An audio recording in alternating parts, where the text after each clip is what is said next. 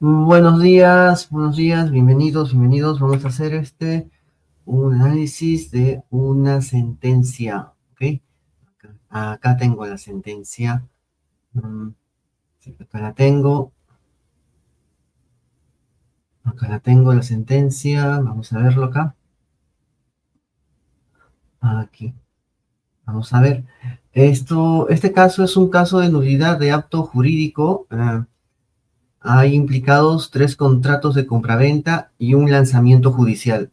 Sí, una persona es lanzada judicialmente de su casa que ha comprado.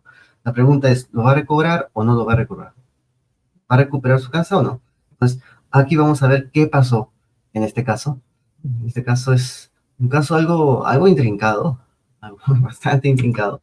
Pero mientras más desarrollemos el tema, vamos a poder entenderlo mejor. ¿Mm? Ya saben, con qué consulta lo pueden colocar aquí abajo en los comentarios. ¿Mm? Aquí en los comentarios lo pueden colocar. Y bueno, eh, ya saben, el WhatsApp para consultas legales es 992463954. Soy Iván Ore, abogado. Bueno, entonces, vamos a ver acá. Vamos a verlo acá. Aquí está. Sí. Vamos a ver. Vamos a ver este caso. Empieza así. Acá lo tienes. Ya. Estos son contratos de compraventa.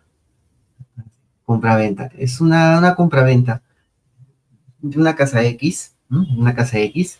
Tenemos la primera compraventa, que es el 24 de enero del 2011, ¿no? En el cual Hilda le vende a Ronald un inmueble de 192 metros cuadrados. ¿Qué sucede? Sucede que a los 6 meses, aproximadamente, la misma Hilda le vende este mismo inmueble a Baltasar, a otra persona distinta, a pesar de que también lo había vendido a Ronald. ¿Y qué sucede? Sucede que Ronald, el primer comprador, 2 años después, en 2013, le vende a Rufino una parte de su propiedad, una parte de esos 192 metros cuadrados, le vende 96 metros cuadrados, o sea, más o menos una tercera parte del predio, perdón, tercera parte, una mitad, más o menos la mitad del predio, más o menos la mitad del predio, le vende a Rufino, Ronald, ¿no? El predio que le compró pues a Hilda, ¿no? Entonces ya tenemos eso, ¿no? Hilda le vende a Ronald, después Hilda vuelve a vender a Baltasar, lo mismo, y Ronald, el primer comprador, vende casi la mitad de ese predio a Rufino. ¿Y qué pasa el 2015? El 2015, Baltasar, mediante un lanzamiento judicial, toma posesión del predio, reivindica su predio. La pregunta es, ¿Rufino va a recuperar su bien o no? Esa sería la pregunta aquí. ¿Rufino lo va a recuperar o no va a recuperar su bien? Aquí. Bueno, vamos a verlo acá. Vamos a verlo acá. Sucede que quien hace la denuncia, la demanda, quien demanda la nulidad de ese acto jurídico que está en rojito, que es el, el, el acto por el cual Hilda le vende a Baltasar el mismo inmueble que le vendió anteriormente a Ronald, a quien Rufino compra el bien. Esa parte de acá está. Nulidad de ese acto jurídico. Rufino demanda la nulidad de ese acto jurídico y por lo tanto demanda tanto a Hilda como a Baltasar. Ojo, aquí Ronald no aparece aquí en el proceso, solamente aparece mencionado como parte de ese tracto sucesivo de, eh, de compras y ventas, que al final terminan yendo a una misma raíz, que es Hilda. Hilda es la raíz de todo este enmarañado de compraventas. Claro, que Ronald pudo haber también participado como un litis consorte o también como un demandante, porque él también tenía ese inmueble. También pudo haber participado. Es cosa ya de Ronald, situación de él decidirá. Pero el que demandó aquí fue Rufino por su mitad del terreno. Y por lo tanto demanda a Hilda y a Baltasar. Pudo haber demandado a Ronald también, ¿no? O Ronald, o pudo haber hecho una denuncia civil. Pudo haberse dado una denuncia civil. un día también tendremos qué es la denuncia civil por Ronald. Pero aquí solamente aparecen estos tres personajes. Rufino, a quien lanzan judicialmente de su bien. ¿Mm? Hilda, la que vende 2 veces. Y Baltasar, el segundo comprador del bien. El segundo comprador. Aparecen ellos aquí. Ya saben, el WhatsApp 99-246-3954. Ya. Vamos a verlo acá. ¿Qué sucedió aquí? ¿Qué fue lo que sucedió aquí? Vamos a verlo. Esto fue lo que pasó. Tenemos dos hipótesis que se desarrollan en el juicio. ¿No? Hilda, primera hipótesis es la siguiente. Hilda enajenó con voluntad e intención el bien a Baltasar, cuando ya lo había transferido con anterioridad. Es decir, con pleno conocimiento de que ya no era dueña del bien. Tú no puedes vender aquello que no es tuyo. Si ya lo vendiste, ya no eres el dueño. El dueño es es aquel persona a quien tú lo has vendido. Por lo tanto, no puedes venderlo otra vez porque ya dejaste de ser dueño cuando hiciste la transferencia. Ya, acá. Y la hipótesis 2 es Baltasar tenía conocimiento de la primera enajenación, por lo que actuó en complicidad con Hilda. Ya, eso tiene que probarlo. El hecho es que durante el proceso no se probó que Baltasar también estuviera en contubernio con Hilda para, para comprar ese bien, hacer el lanzamiento y todo eso. No se probó eso. Pero lo que sí se prueba con los mismos documentos es la actitud de Hilda, es la mala fe de Hilda, ¿no? Su temeridad al vender 2 veces el mismo bien. ¿No? Y también que tenemos acá, ojo, debemos entender que estos títulos tienen el mismo valor formal, el mismo valor formal, ¿no? Una cosa es el valor formal, otra cosa es el valor material. ¿Por qué? Porque son escrituras públicas, no son minutas, son escrituras públicas, están protocolizadas por notario, así que tienen una fecha cierta, una certeza de que se dieron esos contratos, una fecha. Entonces todos tienen el mismo valor formal. ¿Mm? Es más, no aparecen en, en las resoluciones, no he encontrado nota de que estén registrados, estén inscritos en los registros públicos. Solamente están las escrituras públicas. Entonces todos tienen el mismo valor. Si son escrituras públicas y ninguna de esas escrituras está registrada, entonces formalmente todas las escrituras públicas tienen el mismo valor. ¿Qué significa? ¿No? Porque si una escritura pública aquí estuviera inscrita en el registro público, tendría más valor que los demás, tenía un punto más que los demás que no están inscritos. Entonces gana, por ese punto de estar inscrito en registros públicos. Es así. Pero si ninguna está inscrita, entonces todas tienen el mismo punto formal. Formalmente tienen el mismo valor. Ahora la pregunta es, ¿cómo hacemos? ¿Cómo vemos cuál tiene más valor que el otro? Porque de eso se trata, estos procesos. Se trata de encontrar cuál tiene más valor que el otro. Es como las cartas. ¿Qué carta tiene más valor que esto en determinado juego? En un desalojo, una carta puede tener más valor que la otra, pero en un proceso de mejor derecho de propiedad puede ser al revés. ¿Mm? Según la circunstancia. Entonces, pues acá tenemos este punto de acá. ¿Mm? Tenemos este punto de acá. Y vamos a verlo acá. Se ve en base a otros puntos. ¿Mm? Se usan otras variables entonces para darle valor a estas escrituras públicas. La escritura pública que alcance más valor, más puntaje, es la que gana. Y por lo tanto, el titular de esa escritura pública, que tiene los derechos por esa escritura pública, por ese título, es el que gana el juicio. Entonces, eso es. Vamos a verlo acá.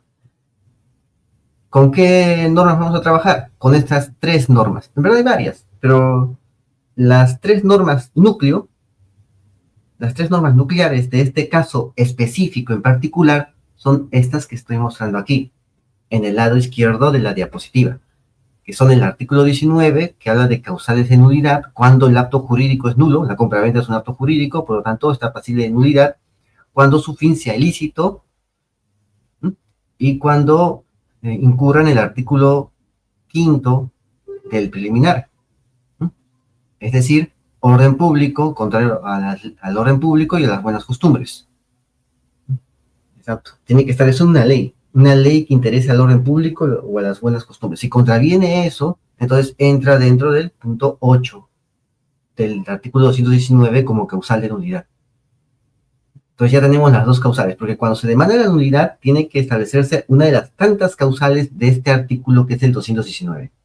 Agarran su artículo 219 del Código Civil, ¿no? Ese es el Código Civil, y revisan cuál de esas causales es la que se adapta, es la que está siendo cumplida en ese acto jurídico que desean anular, anular. ¿Sí? Tienen que demostrarlo ahí.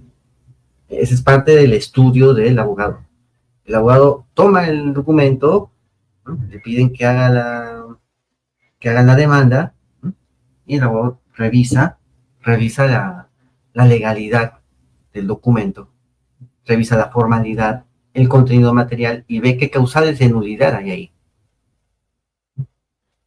Lo ve tanto en el título, el contenido, como en el documento material. Se ve así. ¿No? Porque puede que el documento, que es el soporte, quede nulo, pero las prestaciones que están ahí sigan vigentes. Eso es lo que hay que explicarle al cliente. Claro, no siempre se da el caso, pero sí hay casos. Hay casos que son muy poco comunes, pero para eso hay que estar preparado, ¿no? Hay que explicarlo. Bueno, entonces acá tenemos este otro punto, que es el artículo 1403, ¿no? Que tiene que ver con el tema que hemos visto acá, la ilicitud, que es el fin ilícito, que es causal de nulidad, cuando su finalidad sea ilícita. Teniendo en cuenta que este acto jurídico tiene prestaciones y obligaciones, entonces tenemos que ir a la norma que regula las obligaciones, porque es un acto jurídico más complejo. O sea, no es un simple acto jurídico de declaración, de no recepticio, unilateral. No. Es un acto jurídico más complejo, porque va al nivel del contrato. ¿Mm? Va al nivel del contrato. Entonces, tiene también otra regulación. Tenemos que ir al 1403, que es el tema de las obligaciones, que es un tipo de acto jurídico. No todos los actos jurídicos son obligaciones. Sí, pero este acto jurídico, que es una compra-venta, es una obligación. ¿Sí? Involucra obligaciones. ¿Por qué? Porque hay una prestación de dar un dinero, llamado precio, y hay otra prestación de entregar un bien.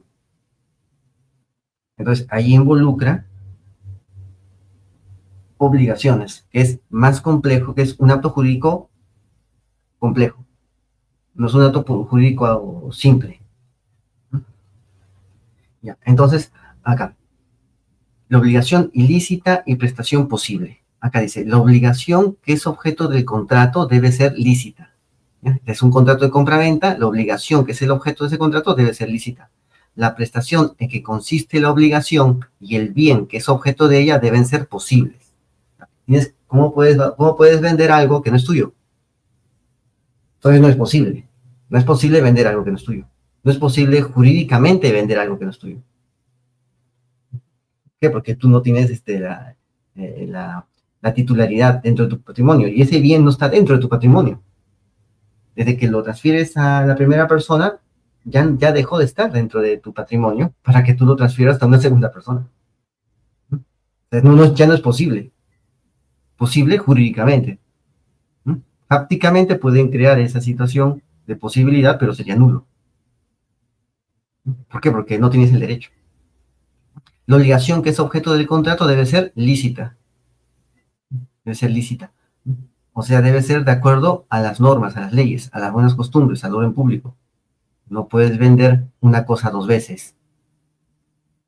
Tiene que ser lícito, no tiene que ir contra la ley. Entonces, esa es la obligación. La obligación debe ser lícita y la prestación debe ser posible. La obligación es voy a explicarlo de esta manera. La prestación es el objeto de la obligación. Una obligación consiste en una prestación, ¿sí? De dar, hacer, no hacer. Esa es una prestación. La prestación es el acto material por el cual tú tienes que dar a una persona tal cosa o no hacer tal cosa a favor, o omitir hacer tal cosa a favor de una persona, o dar tal cosa, o entregar tal cosa, dar un servicio a tal persona. Esa es la obligación. Esa es la prestación. ¿No? La prestación es justamente tu forma material, es la forma material de dar, ¿no? Es la forma material de cumplir tu obligación. Tú cumples tu obligación a través de una prestación. La prestación es el objeto de la obligación. La obligación es el mandato legal o el mandato contractual. Es ese acuerdo al que se ha llegado o es esa orden que se ha impuesto. Es esa orden. Y la prestación es cuando se hace en la vida real, se cumple esa obligación. Por eso acá hace una diferencia entre la obligación y la prestación. Pero a la vez que hace una diferencia, el artículo 1403 une ambas situaciones. Se interpreta así, uniendo la obligación con la prestación. Pero la obligación debe ser lícita y la prestación debe ser posible. Justamente por eso que acabo de explicar. Por lo que es la obligación y lo que es la prestación. La naturaleza de ambas. Bueno, entonces, acá. Aquí. ¿Qué sucede con la primera instancia? ¿Qué sucede con la primera instancia? Acá lo tenemos. A ver, acá, ¿qué dice el juez en su primera sentencia? En la sentencia de primera instancia dice lo siguiente: Hilda ha dispuesto de un mismo bien frente a diversas personas que no se conocen entre sí. No se pueden disponer de bienes que ya han sido transferidos en propiedad a otras personas, debido a que ya no se es propietario. El bien ha dejado de pertenecer a su dominio. Es lo que estaba explicando anteriormente. Entonces, esa es la premisa. La premisa. Y la parte legal es lo que ya hemos explicado en la diapositiva anterior. Justamente, esa parte legal se traduce en términos sencillos en lo que estoy mostrando acá, en las conclusiones del juez.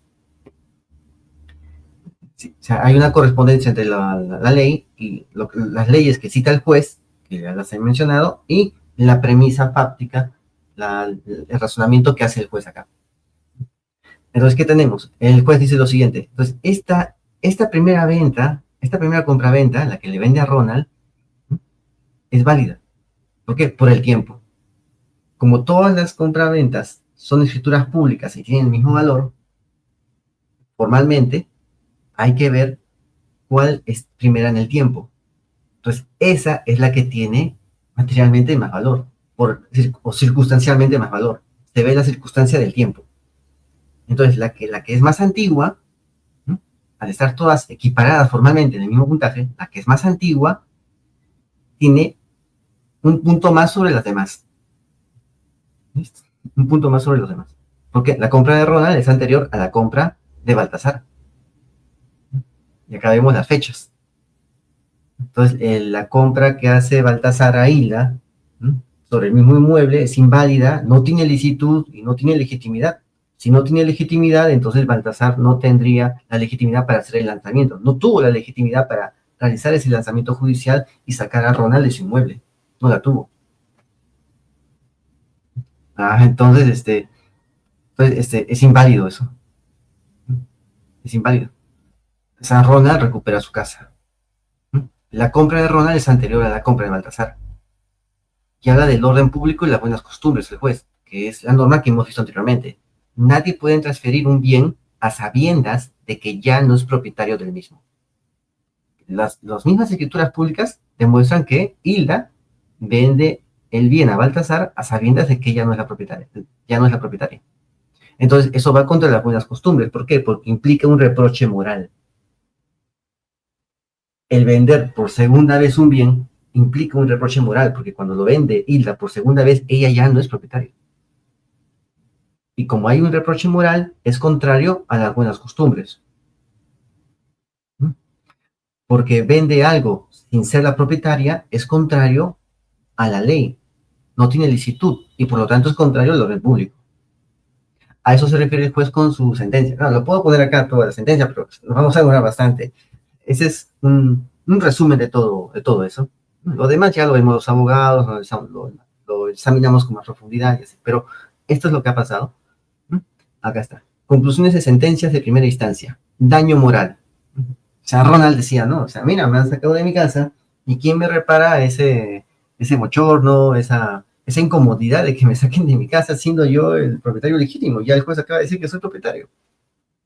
Que mi título vale más que el título de Baltasar, del segundo comprador, porque yo derivo mi título del primer comprador. El título de Ronald deriva del primer comprador. No, de Rufino, perdón. De Rufino. El título de Rufino, acá lo vemos, el título de Rufino deriva del primer comprador, que es Ronald. Entonces, todos los títulos que deriven del segundo comprador también terminan siendo tan nulos, ¿no?, como el título de Baltasar. Y los títulos que deriven del primer comprador, o sea, los títulos que deriven del segundo comprador, que es Baltasar, terminan siendo tan nulos como el título originario de Baltasar, porque una nulidad acarrea las siguientes nulidades. Y los títulos que deriven de Ronald, que es el primer comprador, también son afectos a la validez y legitimidad que tiene Ronald. ¿Mm? O sea, Rufino compró a alguien que era legítimo, entonces su título de él también termina siendo legítimo. ¿Ves? Esa legitimidad como que pasa de un título a otro. Es el tracto sucesivo. Pasa de un título a otro la legitimidad. Y la invalidez, la legitimidad también pasa de un título a otro. Entonces Rufino era un propietario legítimo porque compró su título, compró su bien de un propietario que era legítimo. A eso se refiere el juez.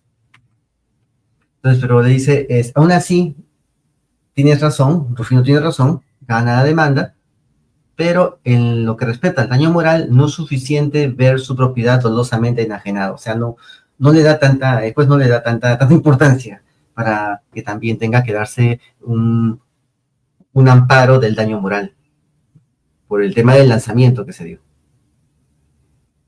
Acá está. Lucro cesante. No ha acreditado los actos de disposición o construcción que se vio impedido de hacer. Claro, digamos que quiso alquilar el bien, pero ¿dónde están los documentos que dicen que ha alquilado el bien? O los documentos que dicen que ha ampliado el bien, que ha construido sobre ese bien, la declaratoria de fábrica. ¿Dónde están? Para ver que ha habido más, que ha aumentado el valor de su bien. ¿Dónde está ese lucro cesante?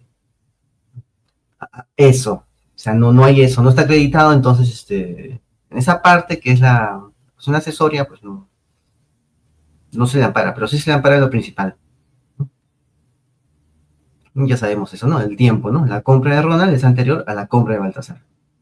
Entonces, por ese tema del tiempo se declara fundada la pretensión principal, que es la nulidad de ese contrato, de la segunda venta, que es ilegítima, pero se declara infundado el daño moral y el lucro cesante.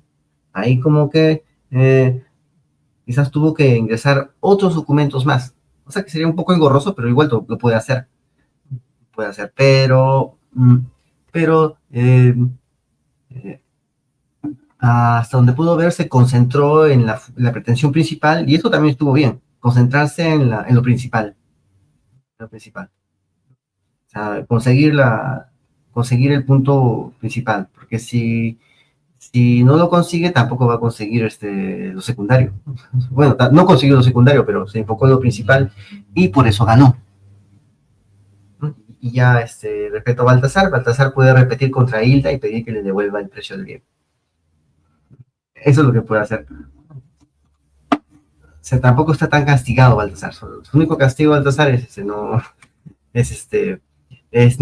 tener su bien, no tener el bien que ha comprado. ¿Por qué? Porque ya lo compró de alguien que no era la dueña. ¿Mm? Eso es. Lo que puede hacer Baltasar simplemente es demandar a Hilda por ese imprevisto. Ya, bueno, entonces, ¿qué sucede? Baltasar agarra y apela. Baltasar decide impugnar, apela. Y él explica lo siguiente, que la primera escritura pública adolece de simulación, fraude y dolo, ¿no? Y otra cosa más, cuando Rufino, o sea, este comprador que acaba de ganar el juicio, demanda pide la nulidad virtual, cosa que no existe en el código, la nulidad virtual. La nulidad no es virtual, la nulidad simplemente es nulidad, se acabó.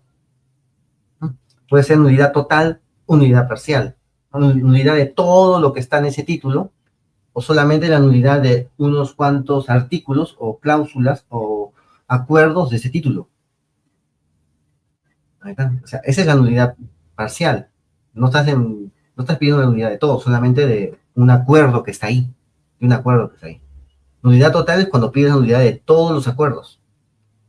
Ahora bien, nulidad virtual, pues, no sé de dónde habrá sacado el demandante eso. Claro. Entonces, acá dice, la expresión de nulidad virtual y no la ineficacia inicial o sobreviviente. Sí, pero si pides la nulidad de un acto jurídico, también estás por, por acarreo, eso acarrea, la nulidad del acto jurídico acarrea también la ineficacia y la invalidez. Las consecuencias de la nulidad son la ineficacia y la invalidez. Se invalidan las obligaciones y las prestaciones se vuelven ineficaces. Esa es la diferencia que hay que tener. Ese es el objeto de la nulidad, ese es el efecto de la nulidad. Lo que ya se ha cumplido del acto jurídico, eso ya queda ineficaz, lo que se ha cumplido. Y las obligaciones ya no son válidas, ya no las puedes exigir. ¿Por qué las obligaciones de ese acto jurídico que se ha declarado nulo ya son inválidas? Significa que ya no la pueden exigir en ningún sitio.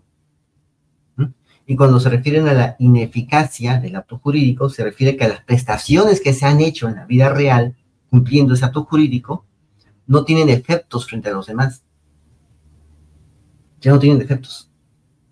No tienen por qué alterar o importunar a los que sí son los verdaderos dueños. Esa es la diferencia entre invalidez e ineficacia. Eso es. Él pidió la nulidad virtual, lo virtual no existe, es nulidad simplemente. Es nulidad simplemente. Y un día vamos a hablar del tema administrativo, sobre cómo sucede este tema de la nulidad de actos jurídicos, de resoluciones administrativas. ¿Cuál es el truco en esta nulidad de resoluciones administrativas que usa la administración para no cumplir sus propias resoluciones, ¿no? O sea, un día vamos a hablar de eso también. Entonces, la escritura pública de Ronald no denomina al inmueble como Amailaza, como sí se menciona en la escritura pública de Baltasar. O sea, el inmueble tenía su nombre, tipo Gran Chaparral, tipo Bonanza, algo así, tenía su nombre. Pero sucede que por más que no tenga el nombre de bautizo, o sea, el inmueble tenía un nombre de bautizo, ¿no? Es como decir Quintajeren, ¿no? Una cosa así. Pero tiene el nombre de la dirección, la calle y el número, la urbanización, el sector, el barrio, el distrito, la provincia, el departamento. Tiene todo, así que está recontra identificado, está bastante identificado el inmueble. Por más que no le pongan la palabra Amailaza o se lo quiten, igual está identificado el inmueble en todas esas escrituras públicas y se ve que es el mismo inmueble. Otra cosa es cómo le quieren llamar el dueño, uno de los dueños, cómo quiso bautizar a su quinta. Esa es otra cosa. Pero el que no pongas el nombre del bautizo de la quinta no significa que sea una propiedad distinta. No significa eso. Bueno, y también lo que dice Baltasar, el segundo comprador, que ha perdido el juicio, es decir, que Ronald es cuñado de Hilda, Rufino es suegro de Ronald, Rufino es padre de Hilda. O sea que todos son familia ahí que se han puesto en contubernio. Ya, pero él debió, no, he revisado y no he encontrado hechos, que alguien haya ingresado documentos como prueba extemporánea. Eso. Eso ha sido, ¿no? Porque también conseguir los documentos es un poco... Se puede hacer, solo te va a demorar, ¿no? E implica un poco de gasto. Así que, gasto y tiempo. Entonces, no he visto que haya una prueba extemporánea de esto. Y esto es nuevo. O sea, en la apelación coloca nuevas cosas cuando ya ha sido notificado. Y después dice que el predio es un bien social de Baltasar y su esposa, ¿no? Él dice que es un bien social porque él lo firma cuando estaba casado. Pero la sentencia de vista, la que va a resolver la apelación, dice lo siguiente: la asociación ilícita se prueba en proceso penal. O sea, si va a decir que es una asociación ilícita de toda la familia, de Ronald, de Hila, de Rufino, que son familias que se han asociado para engañarle a él, para crear esto, para engañarle a él y hacerle firmar un contrato, ¿no? Vendiéndole algo inválido, haciendo una venta inválida, ¿no? Una venta de por sí ya nula desde origen. Si va a hacer eso, tiene que probarlo penalmente a través de un proceso de un juicio de asociación ilícita. Tiene que probarlo y no hay eso, ¿no? Entonces ya no puedes, ya ahí ya se va el tema de la simulación, el fraude y el dolo, porque muchas veces, no siempre, pero a veces el tema de la nulidad de acto jurídico tiene que estar seguido de otro proceso que juegue en pared con esto, donde también se van a encontrar pruebas que puedan ayudar al proceso civil, o también en el proceso civil se van a encontrar pruebas que pueden ayudar a avanzar mejor el proceso penal. Por eso se llama, yo llamo jugar en pared, porque puedo conseguir pruebas que ayuden al juez a que tenga un mejor conocimiento del caso, tanto en la parte del juez civil como en la parte del juez penal. Pueden conocer mejor el caso porque pueden darse pruebas, hechos, documentos que ayuden a enriquecer el proceso y a dar una mejor visión de lo que está pasando. Y así el juez puede pronunciarse con una mejor perspectiva. Así es el artículo 50-51 del Código Procesal Civil, punto 6, por el cual las partes pueden ayudar al juzgado a que tenga una mejor perspectiva, a que pueda desarrollar mejor su labor jurisdiccional, ¿no? Consiguiendo documentos, más pruebas, ¿no? Para que haya más claridad en el asunto. Es una forma de ayudar en la administración de justicia. Bueno, entonces acá dice, ¿no? Y sucede que Baltasar en la escritura pública se presenta como soltero. En la apelación Baltasar dice que está casado, sí, pero en la escritura pública se presentó como soltero. Eso es uno de los problemas, ¿no? Es uno de los problemas. O sea, el bien es social de Baltasar y su esposa. Aquí. Aquí, ese es el problema. Entonces, ¿cómo sabía la otra parte que estaba casado? Si no se presentó así. Es la esposa la que tiene que intervenir entonces como un coadyuvante, un litisconsorte. Eso. Pero bueno, parece que eso no se dio acá. No se dio acá, ¿no? Y a Mailasa no está alegado como hecho en el proceso, no es punto controvertido. O sea, no es punto controvertido si el bien, si las compraventas se hicieron sobre un bien llamado Mailasa o no, y si a Mailasa es es el mismo bien que aparece en las tres escrituras públicas que he mencionado. No aparece como un punto controvertido, ¿no? Y también él tuvo su tiempo de proponer sus puntos controvertidos. Por lo general, los puntos controvertidos deben ser lo más concreto posible. Más allá de la parte formal que se esté buscando, tienen que ser bastante concretos los puntos controvertidos, porque eso te da más margen de acción a presentar mejores pruebas, a mejorar tu prueba con hechos nuevos. O sea, un margen de acción sería esto, ¿no? A Mailasa, ¿no? Que es algo más concreto. O sea, los puntos controvertidos deben ser lo más concreto posible, no decir si es nulo o no es nulo, si es válido o no, tiene que ser muy concreto. Bueno, entonces acá, casación, sabemos la sentencia de vista, no le dio razón a Baltasar, ¿no? Al segundo comprador no le dio la razón, y va a casación. La casación también no le dan la razón, ¿no? Y también en la casación sigue alegando hechos nuevos que no alegó ni en la primera ni en la segunda. O sea, sigue alegando hechos nuevos. Dice que Rufino, que es el demandante, es comunero, anciano, sin ocupación y no pudo pagar los $6,000 que costaba ese bien. Y también dice que se le ha emplazado en un lugar distinto al domicilio, pero esos son hechos nuevos. En la casación no se ven hechos nuevos, se ven otros temas. Ya hemos hablado de lo que se ve en la casación. Se ve la interpretación de la ley, se ve ese tema. ¿Cómo se ha interpretado la ley? ¿Se ha interpretado bien o se ha interpretado mal? ¿Se ha interpretado según lo que la Corte siempre interpreta o alguien se ha desviado? Eso es la uniformidad de la interpretación. Esa es la casación. Ya hemos hablado de esto anteriormente, creo. ¿Sí? Entonces, él coloca hechos nuevos y bueno, no se puede alegar hechos nuevos. O sea, así. Entonces, pierde el caso. Eso es. Entonces ya vemos cómo se ven estos casos cómo, cómo, cómo se tienen que ver los títulos, porque lo importante aquí son los títulos. Estos títulos tienen que verse de esa manera, ¿no? De esa manera para poder tener una prognosis de, de las posibilidades de ganar un juicio, según los documentos. O sea, estamos viendo cómo esas escrituras públicas se tienen que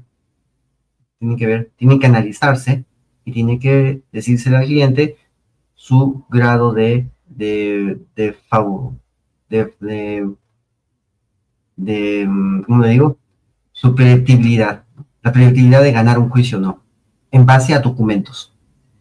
Todo se hace en base a documentos. Se analizan los documentos porque cada documento, cada caso es distinto. Es difícil que hayan casos iguales. Cada caso es distinto entre sí. Por eso tienes que analizar los documentos concretos del cliente. No hay no hay temas generales acá, ¿no? Para ver un caso judicial no hay puntos de vista generales, porque cada caso es distinto. Pero hay métodos generales para examinar los documentos. Y es justamente lo que estamos hablando acá. Así que ya sabes, 99-246-3954. 99-246-3954 para tus consultas. Soy Iván Oré y seguiremos informando y dándote más información sobre estos temas que son justamente de derecho patrimonial. Saludos.